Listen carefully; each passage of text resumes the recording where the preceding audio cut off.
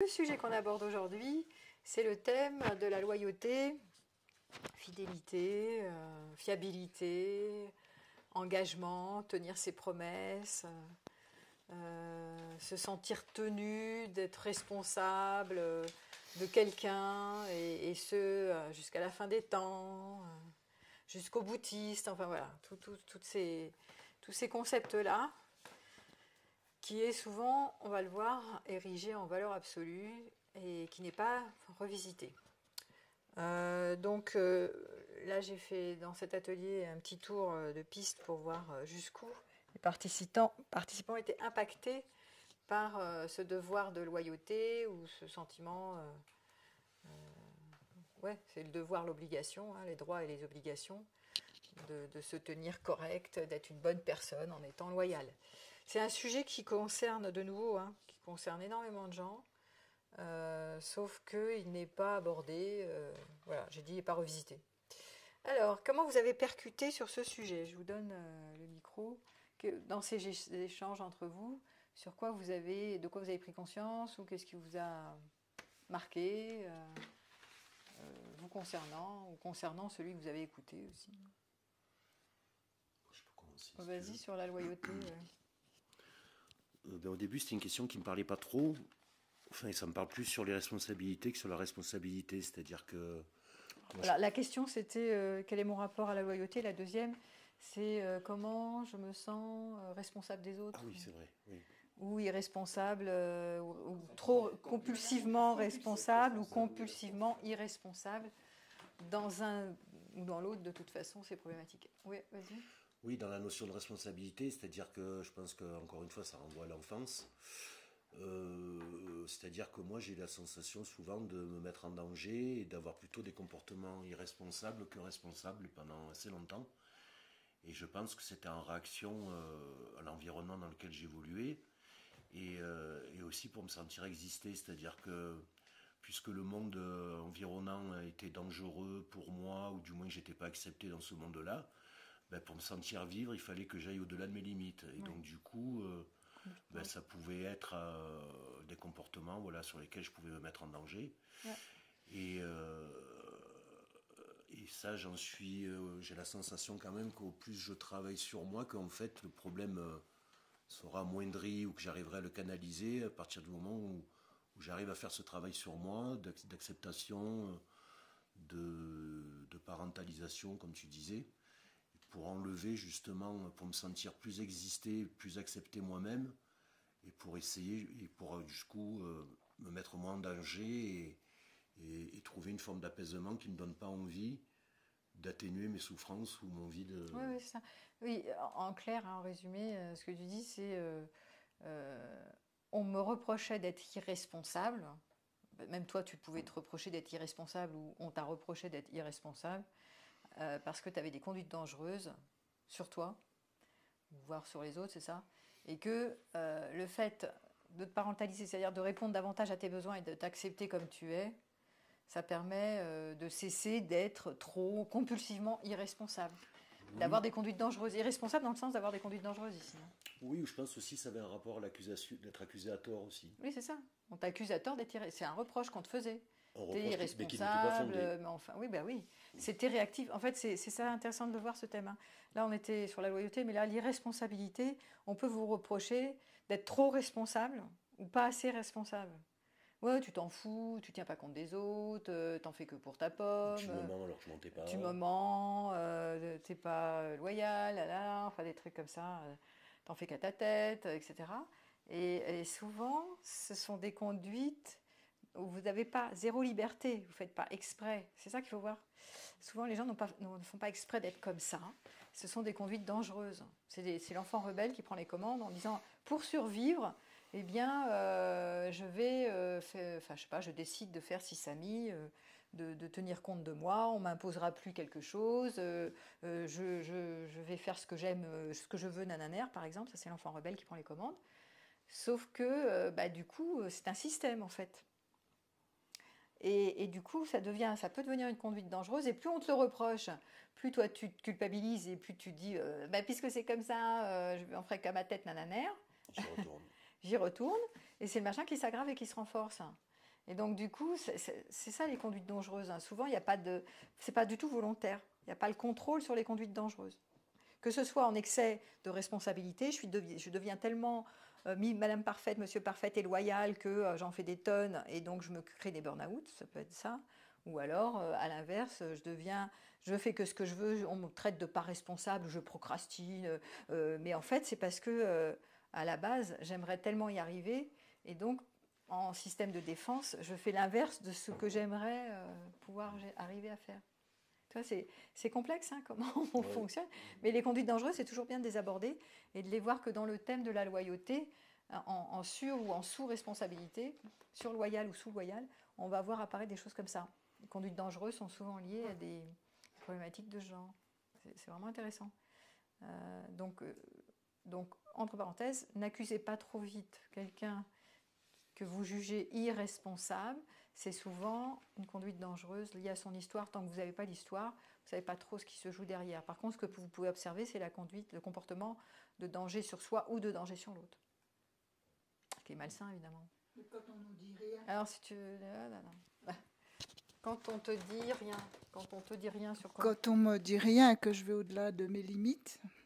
En termes de loyauté, que tu es trop loyal? Oui, enfin que je me... Je sais pas... Censure responsable. Oui, je transgresse des lois ou des choses comme ça. Ah, ça, c'est l'inverse. Tu transgresses des lois. C'est soit tu es trop loyal, c'est-à-dire tu n'évinces aucune loi, tu appliques les règles. Là, par exemple, je sais pas, on m'interdit d'aller à un endroit et je le fais quand même. Mais c'est pas mes parents, mais ça vient progressivement et puis je vais au-delà de mes limites chaque fois que je peux, mais personne ne me dit rien. Donc, on ne fait pas de reproches. On ne fait pas de reproches, voilà. Donc tu transgresses, là c'est l'enfant rebelle, hein, je transgresse des règles dans le mode un peu comme lui. On m'aura plus nananaire, c'est ça? C'est moi qui ferai que ce que je veux nananaire. Parce que donc ça c'est l'enfant rebelle qui est aux commandes. Par rapport à un parent interne, qui est une voix parentale à toi, qui au départ ça part de je devrais appliquer la règle. D'accord? Je devrais respecter le jardin et ne pas saccager le jardin en marchant dessus. Par exemple. Voilà. Et c'est une voix interne. Il y a le parent flic qui vous commande. Et il y a l'enfant rebelle qui dit eh ben, on m'aura plus maintenant, hein, je vais marcher sur l'herbe d'abord, nananaire. Mais on me dit rien. Ben, on ne dit rien. Donc tu transgresses l'interdit. Sur des situations comme ça, on ne dit rien, tout va bien. Bon, toi, tu sais que tu es en train de transgresser la règle. Sur des situations, des contextes où tu peux te faire allumer par la police, par je ne sais pas quoi, tu peux prendre cher.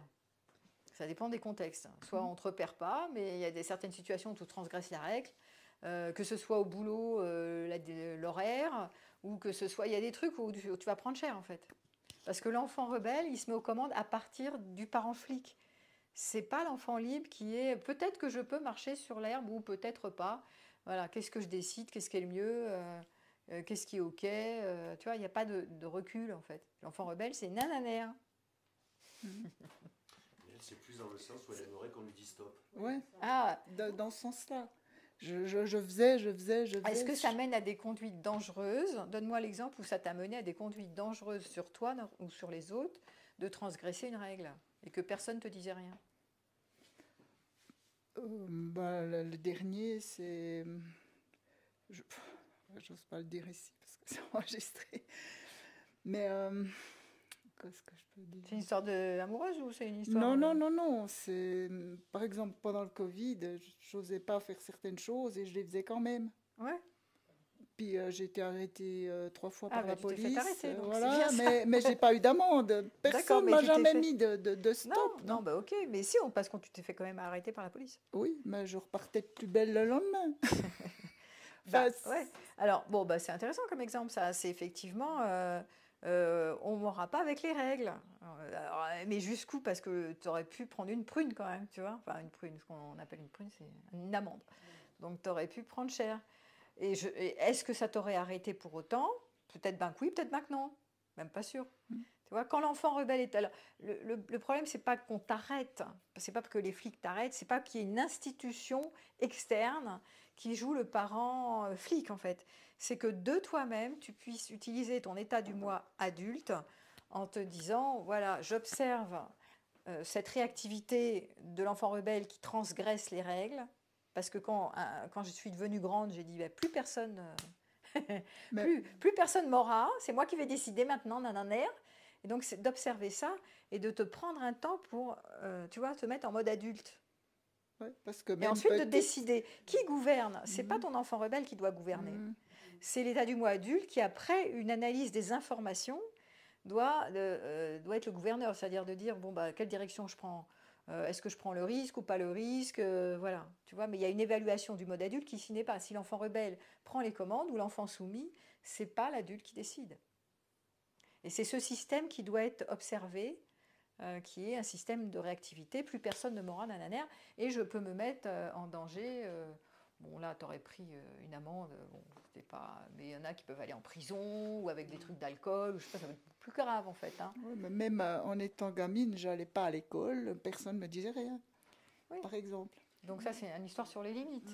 Est-ce que si on t'avait mis des limites, est-ce que ça aurait mieux marché? Est-ce que l'enfant rebelle se serait calmé? C'est pas gagné. Hein. Parce que quand c'est imposé par des adultes, quand tu es petite, et que tu trouves que les règles qu'on t'impose ne font pas sens, quand c'est pas bien expliqué par les adultes d'une manière pédagogique, l'enfant rebelle est aux commandes. Mais qu'est-ce qu'il me fait, lui? Là, je me soumets, je vais à l'école parce qu'on me gronde, qu'on me hurle dessus, ou qu'on me... je sais pas quoi. Mais tôt ou tard, dès qu'on ne va pas me saouler, je vais faire de l'école buissonnière. Donc, je peux me mettre en échec scolaire, etc. Donc, tu vois, c'est pas comme ça. C'est pas parce qu'on te met forcément des limites du monde extérieur que l'enfant rebelle ne va pas se mettre aux commandes tôt ou tard.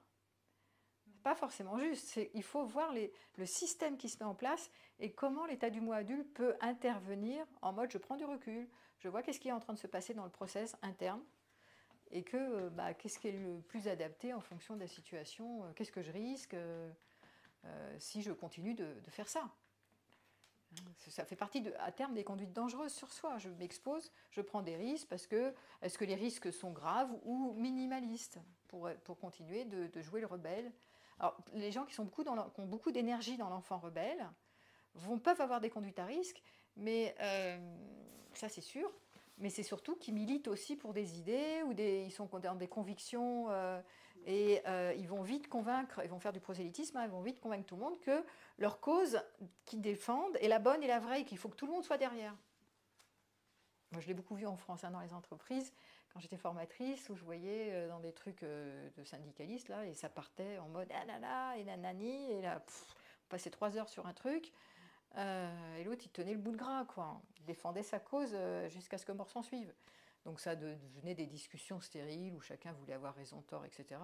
Bon, donc, mais quand on voit le process, c'est je serai au contrôle parce que je décide de ne pas me laisser faire nananer. On le voit, c'est intéressant de voir comme ça. Ça s'est jamais vu tellement comme ça. Tu vois. Bon, voilà. Je voudrais réagir là-dessus parce que ça me parle. Parce que moi aussi, j'ai eu des conduites à risque. Et quand je réfléchis à ça, je me dis, en fait, je me suis même mise en danger parce que je voulais voir jusqu'à quel moment on allait me voir faire ça. Je voulais me voir parce qu'on ne me voyait pas. Je voulais me faire voir. En fait, c'est ça. En transgressant une règle. Par exemple, j'ai fait de l'escalade, je faisais des trucs débiles. J'ai failli me tuer. Mais il ne s'est rien passé, je ne suis pas morte. Mais dans mon enfance aussi, je partais comme ça avec mon vélo, mais on ne me disait rien. Et moi, je pense que j'avais envie qu'on me voie, qu'on me dise arrête de faire ça, on sait que tu es là. Enfin, je ne sais pas, j'avais l'impression j'avais envie qu'on s'occupe de moi en fait. Tout à fait. Donc, ce n'était pas tellement pour transgresser l'interdit, c'était simplement pour qu'on voit que j'existe et que moi aussi. Enfin bon, j'ai envie qu'on voit que je suis dans la famille, que tu sois considéré, c'est un besoin de considération. Donc c'est une question d'invisibilité chez moi. Mais complètement vrai. C'est pour ça que l'enfant rebelle, en général, il prend sa source dans ce type de besoin. On n'a pas pris soin de moi, on ne s'est pas occupé de moi comme j'aurais eu besoin, on ne m'a pas encouragé, donc là c'est la négligence, et donc je vais faire des conneries qui n'en sont pas en fait. Il n'y a pas d'erreur, c'est l'enfant, il fait tout pour se faire voir. Donc, ces enfants qui subissent de la négligence, souvent, ils vont se mettre soit en échec scolaire, soit ils vont se mettre dans des conduites à risque, dans le sport ou n'importe quoi, comme tu le dis si bien, ou tomber malade. Je vais tomber malade pour qu'on me voie. Enfin, trouver une stratégie pour être considéré. ou être bagarreur avec les autres à l'école, ou je sais pas, faire des trucs transgressifs et se mettre potentiellement en danger pour simplement nourrir ce besoin de considération. Tout est mieux que de ne pas se sentir exister aux yeux des autres, puisque on ne peut pas se construire en termes d'identité sans être vu par le regard des parents. On ne se construit pas sans être vu par le regard des autres, pas que les parents d'ailleurs. Hein. On se construit dans le regard, en termes d'identité, de construction de la personnalité. C'est comme ça que ça se passe. Si personne ne te regarde, tu n'as pas l'impression que tu te sens exister. Bon, c'est comme ça. Donc il faut faire avec, et du coup, ça peut évidemment donner suite à des comportements à risque qui ensuite peuvent perdurer à l'âge adulte. Hein. Oui. Et après, moi, je suis basculée dans l'hyper-contrôle. C'est-à-dire on voit que je suis là parce que je contrôle tout. Ah oui, oui, oui, oui. C'est ça. Ou la sachante, ou l'experte, ou la nana qui domine la situation. Voilà. Oui, c'est des formes de compensation. Alors, ça te fait marrer.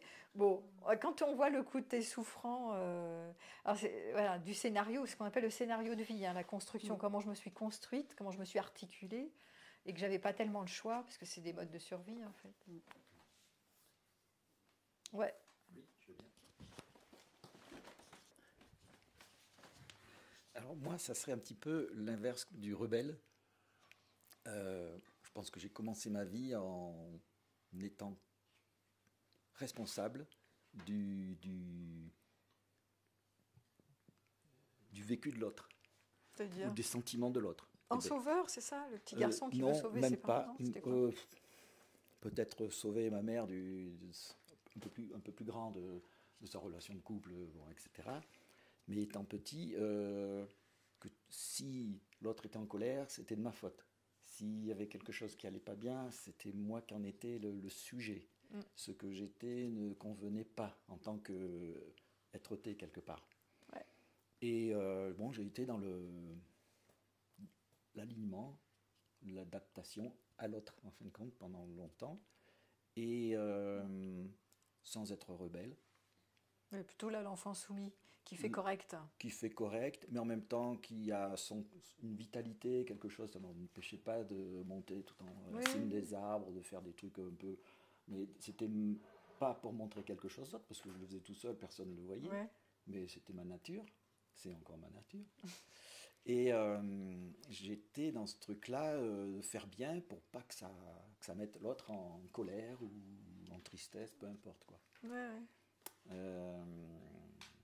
Et après, ça m'a fait, comme tu disais, une forme de... Qui suis-je? Où vais-je? Où cours-je? Un peu le déracinement de la planète, tu vois, etc. Donc, pas de construction vis-à-vis du regard de l'autre. De validation, des choses comme ça. Donc, j'étais pas dans ce truc de rebelle, quoi. Oui, mais c'est l'enfant soumis, c'est pareil. Hein. Rebelle ou soumis, même combat. Donc, c'est-à-dire pour pas mettre l'autre en colère ou pour pas sentir la peine de l'autre. Parce que quand les émotions sont contaminantes. Donc, si l'autre est en colère, je peux imaginer que c'est à cause de moi. Quand on est enfant, hein, on est dans la toute-puissance, hein, c'est la pensée magique. Et donc, j'ai du mal à imaginer que c'est à cause de je sais pas quoi. Donc, je vais prendre pour ma pomme, c'est moi qui suis responsable de la colère de machin. Je veux pas le fâcher, et donc je vais faire tout bien hein, comme il faut, dans ce que j'imagine qu'est tout bien comme il faut. Et après, ça te poursuit quand tu es adulte, en général, quand tu fais ça.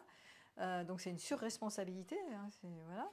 Et pareil sur la peine, peut-être que soit je dois faire quelque chose pour le consoler, parce que l'autre a de la peine en général, hein, c'est côté sauveur, ou alors peut-être c'est à cause de moi qu'il est en peine, il ne faudra pas que je rajoute des couches, des trucs comme ça. Bon, c'est quand même un classique du genre, ça. Et c'est important de le déconstruire à l'âge adulte, de voir je ne suis pas toujours responsable des émotions de l'autre. Il ne faut pas tomber non plus dans le panneau en disant moi je suis responsable de rien. Ce qu'on entend des fois, l'extrême inverse. Ça ne m'appartient pas, c'est dans les couples. Bon, alors, hein, t'es triste, alors moi j'y suis pour rien là, hein, t'es fâché, hop. Donc tu vois, c'est toujours les excès. Sur-responsabilité, zéro responsabilité. Toujours un peu, c'est toujours pas l'adulte. Hein. Quand on est dans les excès, c'est jamais le mode adulte. Hein. Ni l'un ni l'autre. Il faut toujours nuancer un peu le propos, mais c'est bien que tu aies pu te détacher de cette construction qui est plutôt là, l'enfant soumis, aux commandes, tu vois. Tout à fait, oui. Qui, quand tu es dans l'enfant soumis, bah forcément, tu vas t'adapter aux autres, c'est la suradaptation. Tu prends en charge. Donc, évidemment, quand tu prends en charge les autres, même au niveau émotionnel, qu'est-ce que tu fais? Bah, tu t'écoutes pas. T'es trop connecté aux autres et pas assez sur toi. Et on peut le voir, moi je peux le voir aussi, il y a quelques années, dans la conduite. C'est n'importe quoi de mettre le 50 alors qu'on peut rouler à 70 ou 80, la route est large. Mais tu vois, le côté un peu c'est rebelle vis-à-vis de l'État parent, quoi, Ah oui? qui met des règles qui. Et là, tu partais dans l'enfant rebelle, c'est ça? Un petit peu, allez, bon, en est flippant parce que s'il y a le radar, tu te fais aligner, mais je voyais que j'étais pas. Parce que ça me paraissait pas juste. Oui, mais ouais. C'était le parent fouettard, quoi. De mettre un 50 alors que la route, elle fait 10 mètres de large. Oui, à côté, l'enfant rebelle aux commandes. Quand il y a beaucoup d'enfants soumis dans votre vie, vous allez avoir très vite l'enfant rebelle qui va se manifester, par exemple ici, dans des contextes comme ça. Il dit, bon, ça suffit, là, j'en ai marre de faire le... Bon, allez, hop, hop. En France, là, c'est une culture de l'enfant rebelle quand même. Hein, donc, bon, on voit les avantages et les inconvénients. Mais c'est une énergie vitale, certes, qui est une énergie de survie, l'enfant rebelle ou l'enfant soumis. C'est pas l'enfant libre, c'est pas la part vitale et qui est décidée par l'adulte, qui est, vous avez compris. Donc c'est pas sain en fait. Ouais. Je sais pas. Tu veux dire un truc? Par rapport à la première question, ce qui concerne la loyauté, la notion de fiabilité et d'engagement, bon voilà, pour revenir à l'enfance, c'est-à-dire vu qu'on ne me faisait pas confiance, que j'étais pas l'enfant qu'il fallait que je sois, donc j'ai eu les mécanismes de défense et le comportement, et c'est-à-dire qu'à l'âge adulte, j'oscille entre les deux, c'est-à-dire que pour moi la loyauté c'est quelque chose de très important dans la relation amicale ou dans la relation de couple, et quand je sens que je suis accusé à tort, je rentre dans une colère. Oui, l'injustice, là, le truc. C'est injuste. Voilà. C'est-à-dire que, puisque moi, je sais que je suis loyal et qu'on ne me croit pas, l'autre va me dire, mais alors pourquoi est-ce que tu te mets en colère? C'est que tu as quelque chose à cacher. Puisque les trucs. Et oui, compliqué. puisque si tu n'avais pas quelque chose à cacher, tu me rassurais en me disant, ben non, mais crois-moi, tout va bien, genre je t'ai pas trompé, genre j'ai pas fait ci, j'ai pas fait ça. Moi, je lui expliquais, mais non, tu m'accuses à tort et j'essaye de te faire comprendre que tu peux me faire confiance. Donc, ça me met dans une rage folle. Et donc, finalement, tu en arrives à la fin à pas avoir résolu le problème, puisque l'autre, elle te croit plus. Te voyant en colère, elle te croit plus, et toi, voyant qu'elle te croit pas, tu te mets en colère. Donc, c'est sans fin. C'est machin qui se mord la queue. Ça s'appelle des malentendus, ça. C'est plus que malentendu, quand même, non? Si, parce qu'il y a une... vous n'arrivez pas à croire, à vous faire confiance dans l'honnêteté, dans la sincérité des propos. Et il y a de l'interprétation dans l'air. Elle interprète tes propos. Toi, tu n'arrives pas à te faire entendre et comprendre. On est toujours sur le même truc. On ne me comprend pas, on ne m'entend pas. On bricole avec ce que je dis. Donc, quelle est la meilleure réaction à avoir pour Faites des diades. faire baisser le niveau et que l'autre puisse te croire et que toi, tu ne rentres pas dans une relation? Faites des diades, ce qu'on a fait là pendant toute la semaine. Faites des diades relationnelles où chacun parle de comment il voit ce problème-là, ce thème-là. Ça peut être la question, dis-moi une chose importante pour toi que tu penses que je devrais savoir. Et toi, tu racontes ta life, tu as 5 minutes, tu fais ça sur 20 minutes, 5, 5, 5, 5. Et elle raconte sa life. Et comme ça, vous écoutez. C'est le problème de l'écoute, en fait. Vous ne vous écoutez pas vraiment, il y a de l'interprétation, et donc du malentendu, parce qu'elle, elle comprend ci, toi, tu comprends ça, l'autre, il comprend en travers. Et à la fin, tout le monde se met sur la tête. Ça peut même faire des passages à l'acte. En faisant ce qu'on a fait là, elle pourrait me croire plus que si je le fais. Parce qu'il y a plus de développement. Quand tu entends, par exemple, mais j'arrive pas à le croire, j'arrive pas à imaginer que ce qu'il dit, c'est sincère. Après, dans ton tour à toi, tu peux rebondir en disant, j'entends qu'elle pense que je ne suis pas sincère et moi, ça me rappelle que quand j'étais petit, on ne me croyait pas, on ne me faisait pas confiance, patin, couffin, titi, tata. Donc, à un moment donné, à force de développer ta part, l'autre finit par comprendre un peu plus, quoi. Bah oui, quand même important. Oui, le thème de l'engagement, que ça dit? Je suis très, très loyale ou très engagée avec mes proches, ma famille, mes enfants, je sais pas quoi, mon couple, mes amis. Mais qu'est-ce que vous en pensez, ça? Est-ce que c'est une bonne idée ou pas?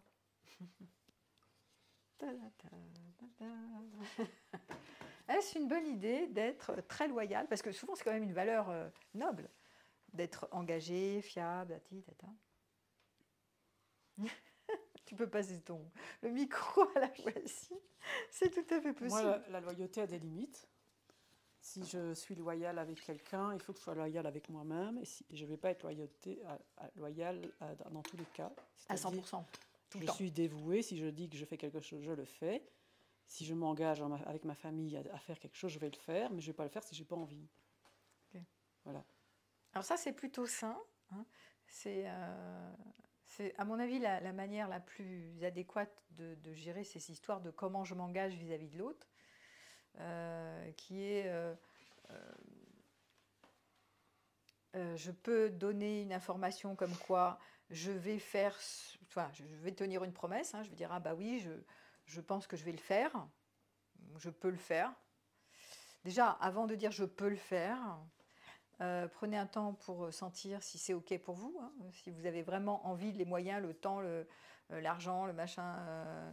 Il n'y a pas que l'envie, c'est aussi est-ce que j'ai le temps, la capacité. Est-ce que j'ai la capacité, est-ce que j'ai la compétence, est-ce que c'est mon rôle, est-ce que c'est l'heure, est-ce que j'en ai vraiment envie, tu vois. Donc toutes ces questions doivent être posées avant de partir dans je m'engage. Et après, donc on voit l'état du moi adulte hein, qui réfléchit, qui analyse et traite l'info avant de dire je vais m'engager à ce truc-là, tout de suite comme ça, parce qu'il y a des gens, on les sollicite et tout de suite ah oui je vais le faire. Oui. Et puis après, il y a une autre manière aussi de procéder, quand tu n'es pas sûr, c'est d'informer, de dire a priori, j'ai envie de le faire et je pense que je peux le faire. Ça peut être même un temps d'écoute, hein, c'est pas forcément un gros truc, un déménagement, hein, ça peut être même un truc court. Hein. Mais je ne suis pas sûre de pouvoir, voilà, a priori je vais le faire, mais si ça se trouve, je serais trop fatiguée ou j'aurais pas le temps, ou je sais pas quoi. Donc, peut-être que je me désengagerai au dernier moment. Donc, vous pouvez aussi gérer le truc comme ça. Vous n'êtes pas obligé de vous engager en mode ferme et définitif, parce qu'ensuite, l'autre attend quelque chose de vous, et surtout, souvent, ils sont déçus. Donc, c'est mieux d'autoriser le désengagement en informant à l'avance. Vous voyez que là, c'est le mode adulte qui est aux commandes, quand même. C'est pas oui, je m'engage, non, je fais plus rien, j'ai marre de m'engager. Ah, bah j'en ai marre qu'on compte sur moi, maintenant, allez, mais moi je fais comme ma tête. Toi. Donc c'est ni l'un ni l'autre. C'est vraiment réfléchir sur ce à quoi je peux m'engager, on l'a vu. Hein. Donc prenez un temps de réflexion avant de dire oui ou non à quiconque. Et effectivement, c'est important de voir que ça ne doit en aucun cas être une valeur absolue. Je suis fidèle à mon mari ou à ma femme, et ce jusqu'à la fin des temps. Parce que j'ai signé un contrat de mariage, soit devant le maire, mais soit dans ma tête surtout. Dans mon esprit, j'ai signé un contrat avec ce partenaire, et ce contrat, jusqu'à notre mort, nous sommes des âmes sœurs, et des flammes jumelles jusqu'à la fin des temps, ou je sais quoi, c'est l'histoire qu'on se raconte. Alors vous pouvez raconter toutes les histoires, sauf que ça peut être souffrant pour celui qui... Déjà pour vous, parce que c'est votre récit. Je parle des âmes sœurs parce que c'est un classique du genre. Hein. Mon âme sœur, on ne peut pas me désengager, et ce pour l'éternité. J'ai envie d'intervenir, enfin de te demander conseil là-dessus. Quand tu t'es engagé, donc tu t'es engagé, et du coup, quand tu vois qu'il est nécessaire de te désengager, vu que l'engagement a une valeur super haute, pour toi, pour moi, comment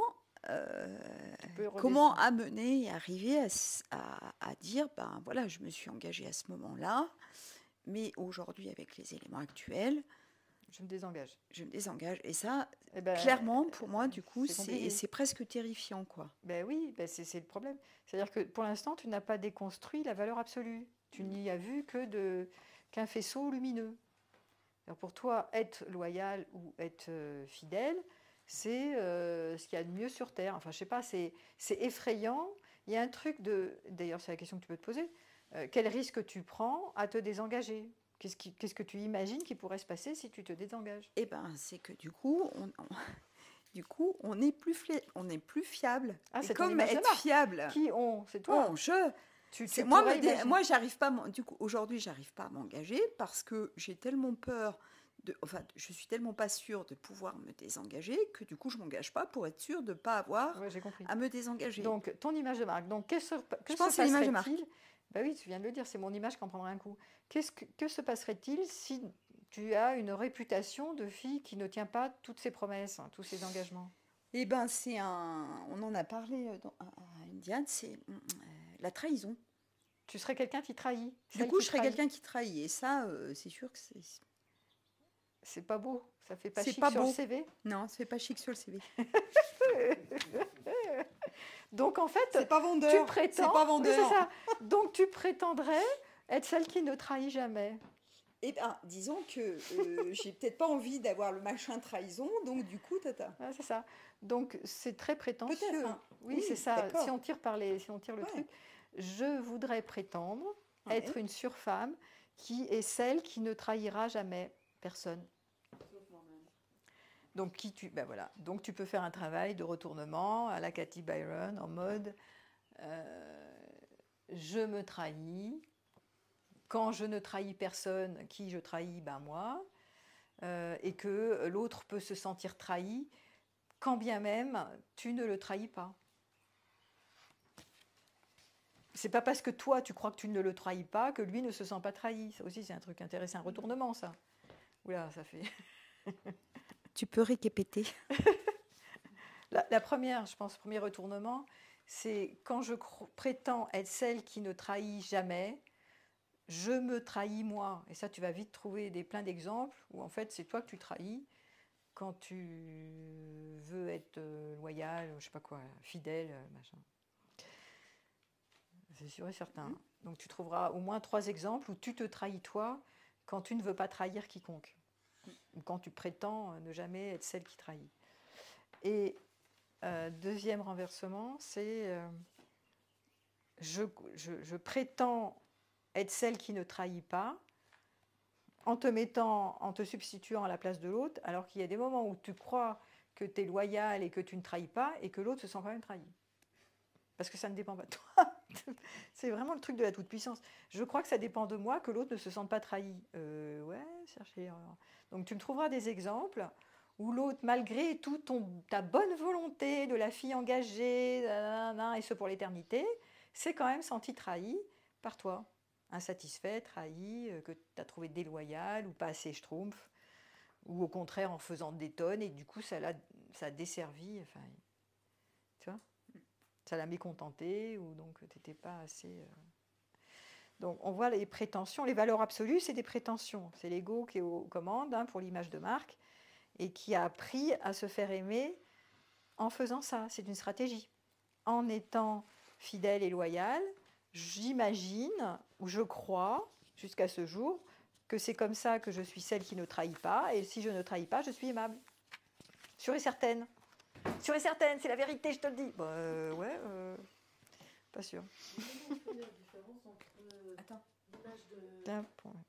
L'image de marque. Comment on fait la différence entre l'image de marque et le fait que ça soit très structurel, que ça soit ancré? Parce que moi, j'ai l'impression que si je manque de... Moi, c'est pas l'engagement. L'engagement, j'ai pas de souci sur ça parce que je me dis, si je m'explique, voilà, je me peux te désengager. Ouais. Mais sur la fiabilité, moi, j'ai l'impression que c'est quelque chose de très, très profond en moi. Une valeur qui est profonde parce que je ne l'ai pas retrouvée dans mon schéma familial et que j'en ai manqué. Ah, qu'eux, ils n'étaient pas fiables, oui. Ou qu'ils étaient trop fiables. Pas fiable. Oui, donc tu t'es dit, quand je serai grande, moi, je serai fiable. Oui, un truc comme ça. Un truc comme ça. Et c'est pas... Enfin, j'ai pas l'impression, peut-être que je me fourvoie, mais que ce soit une image de marque en me disant « Ah ben, ils disent que je ne suis pas fiable, c'est pas bien. » C'est vraiment, j'ai l'impression, c'est moi et moi, que je suis quelqu'un de mauvais. Oui, tu seras une méchante personne si tu n'es pas là, si tu es comme tes parents, non fiable. Voilà, et que mon tu système structurel il est ça. déséquilibré, du coup. De nouveau, c'est un choix de survie, hein, c'est un truc de réparation. Ils n'étaient pas fiables, donc moi, je ne ferais pas comme eux. Voilà, hein, je ferais le contre-modèle. C'est donc le contre-scénario. Hein. Je ferais l'inverse de ce que j'ai vu. Et comme ça, je serais une bonne personne. Notamment avec mes enfants, avec les amis, avec ceux qui comptent pour moi. Donc ça, Et que c'est une valeur. Du coup, c'est devenu une valeur. Oui. C'est devenu une valeur noble, une belle valeur sur laquelle tu te définis. Moi, je suis celle qui est fiable par rapport à ceux qui le sont moins, par exemple. Ouais. Donc oui, c'est identitaire, on va dire. Hein. Oui, identitaire. Plus que structurel, c'est identitaire, mais c'est de nouveau, attention, méfiez-vous de toutes vos décisions de survie. Parce que tu n'aurais pas eu ces parents-là, tu ne te serais peut-être pas dit dans la vie, il faut être fiable ou pas. Tu ne serais rien dit du tout d'ailleurs. Tu serais dit, il y a des moments où c'est bien d'être fiable, il y a des moments, je ne vois pas l'intérêt d'être fiable à 100%, à 400%. Comme elle a dit, je peux m'engager, me désengager. Bon, à un moment donné, est-ce que ça vaut vraiment la peine d'être archi fiable du matin au soir? Pas gagné, parce que tout ce qui. Voilà. Et donc, il y a aussi à voir que te voulant fiable, très très, très fiable, il y a des fois où c'est une posture haute, idéale. Donc il y a des fois où tu y arrives même pas forcément malgré toi ou contre toi, où il y a des fois tu tiens pas le truc parce que c'est impossible de le tenir. Déjà, tu vas te culpabiliser de ne pas être la nana fiable comme tu devrais l'être.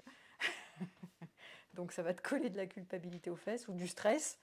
Hein, ou de donner, comme elle dit, des explications. Ah, faut que je m'explique, faut que je me justifie, tati tata, parce que voilà, ils vont penser que je suis pas fiable, mais moi je suis quelqu'un de fiable, moi. Voilà, donc comment tu vas te prendre la tête? Alors que l'autre, il va te dire, bon, bah, ça va, hein. Coolos, quoi. Tu vois, par exemple. Mais de tout, l'idée n'est pas de ruiner ça, hein, de te libérer complètement de je ne suis pas quelqu'un de fiable. C'est ni je ne suis pas quelqu'un de fiable, ni je suis quelqu'un de super fiable. Tu vois, c'est vraiment toujours un entre-deux, parce qu'ici, c'est une sortie de scénario 5. Pour pas faire comme papa-maman, parce que j'en ai souffert, moi, je serais nananaire. Nani, nanana, tata, fiable. Et donc, tu vas le payer forcément, parce que comme on est dans le monde de la dualité, parfois tu l'es, parfois tu l'es moins. Parfois, il y a des gens qui le sont, parfois, il y a des gens qui le sont moins. Et d'ailleurs, tu peux être parfois dérangé par des gens qui se disent fiables de chez fiables, tu vois, en miroir. Des gens qui sont archi fiables et qui parfois vont aussi te déranger, te saouler, tu vois. Comme tu peux te dire, ah oui, oh, c'est comme moi, qu'est-ce qu'ils sont bien, ils sont fiables, oh, j'aime bien les gens qui sont fiables, trop bien. Et des fois, ils vont te gaver parce qu'ils sont rigides aussi. C'est vrai. Peut manquer d'empathie. Hein. L'excès de fiabilité peut donner un genre non-empathe. C'est sur ton truc, tu vois, la règle. Tu ne vas pas chercher à t'excuser, à comprendre, à rien à foutre. Oui, au revoir. Donc, voilà, c'est toujours à voir d'où ça part. Et ensuite, de trier. Il faut faire un tri sélectif de ces opinions hautes qui sont identitaires. Parce que, en fait, l'identité est floue. En réalité, l'identité est un potentiel en émergence où tout peut se fixer. L'identité fixée, c'est une identité de construction suite à des événements traumatiques ici. Hein. Mes parents n'étaient pas fiables, donc je deviendrai celle qui est fiable, je deviendrai celle qui ne trahit pas, tati tata, celle qui est gentille, enfin, bref. Donc c'est des identités construites en fait. Mais au départ, l'identité, elle est floue, elle est potentielle. Il n'y a pas d'identité. C'est ce qu'on appelle la personnalité. La personnalité se construit à partir des traumatismes du passé. Mais elle peut être modulée. Ce que je dis, revisitée, remaniée, remodulée, assouplie, tu vois. Sinon, ça te fait une cuirasse.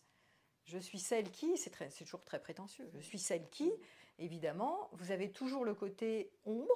Dès que vous prétendez être dans un machin lumineux, vous allez vous taper l'ombre.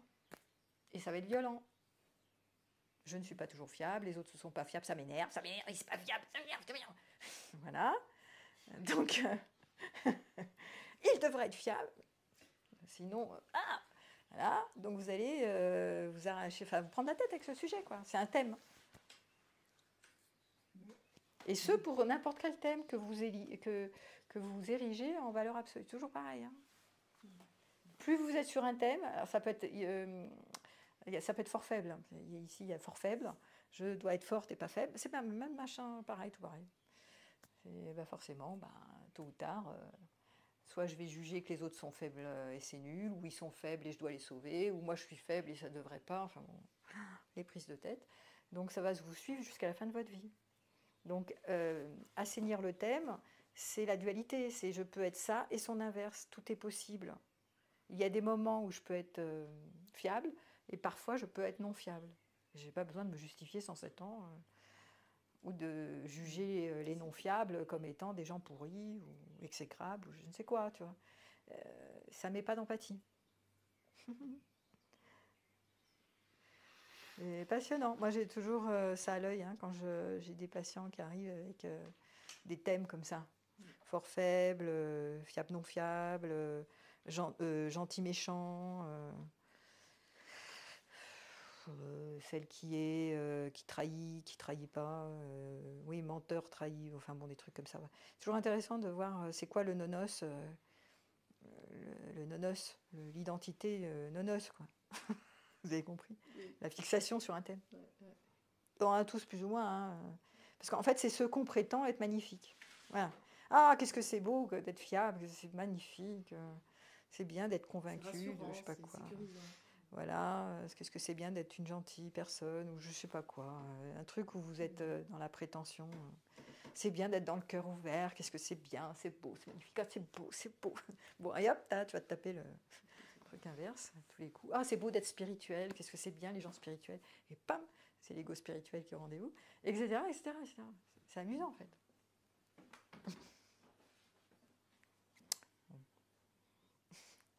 Un autre, oui, vas-y. Oui, mais je pense que ça rejoint ce que tu viens de dire, mais c'est quand on a fait plein de choses pour avoir, par exemple, un poste de travail, et puis qu'on a 3 mois d'essai, puis qu'on se rend compte que ça joue pas du tout, et puis qu'il faut envoyer la démission après 1 mois et demi.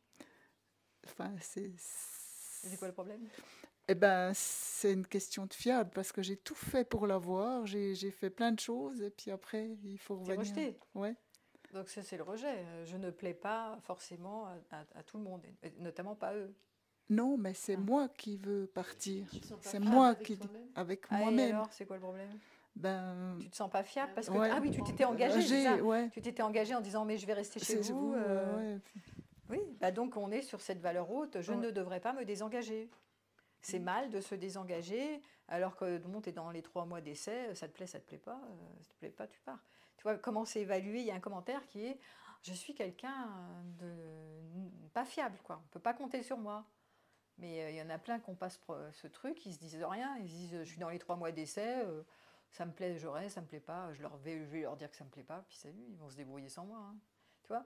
Et là, on voit ce truc, c'est je devrais être celle, je suis celle qui est fiable, on peut compter sur moi. Oui, avec tout ce que j'ai prôné pour avoir la puis là, maintenant, je fais Ben oui, mais c'est bien de voir que c'est le départ, le postulat de départ, je suis celle qui est fiable. Oh mince, je suis coupable, je suis pas fiable. Oh, je suis nulle, je suis trop nulle. Ah, pas bien, pas bien. Tu vois? Mais t'es pas obligé. Tu peux revisiter le je suis celle qui est fiable et qui prétend vouloir l'être. Parce que là, en plus, tu te substitues à eux. Tu n'as même pas posé la question si il s'était pas dit quand on recrute, il y a des chances que la personne elle reste ou elle part dans les 3 mois qui viennent, si tu veux. En général, c'est des tests au départ. Mais tu te poses pas la question, toi, tu es direct. Je suis celle qui ne suis pas fiable, je suis coupable. Donc c'est assez marrant de voir ça. Comment on se fait des nœuds dans la tête tout seul, en plus, on n'a même pas le temps de poser la question à ceux d'en face. Et il y a des certitudes parce que c'est prétentieux. C'est prétentieux et en même temps, on peut comprendre que la petite, elle s'est construite comme ça parce qu'elle n'avait pas le choix. De nouveau, pourquoi ça se passe? Ça existe parce qu'il s'est passé ça avant. Donc c'est l'identité qui est en place avec je me définis comme étant quelqu'un qui est comme ci, comme ça, pas comme ci, pas comme ça. Ça c'est joli, ça c'est pas joli sur mon CV. Et voilà, mais tant que c'est pas remis en question, vous allez en souffrir. Celle qui sont coupables, c'est toi. Je t'explique. Qui te prend le chou là-dessus, qui passe des heures sur le sujet et la nuit. Putain, je suis coupable, ils ne peuvent pas compter sur moi, mais c'est horrible et tout. C'est toi. Ça se trouve, ils dorment très bien. Tu vois. Bon, voilà, merci.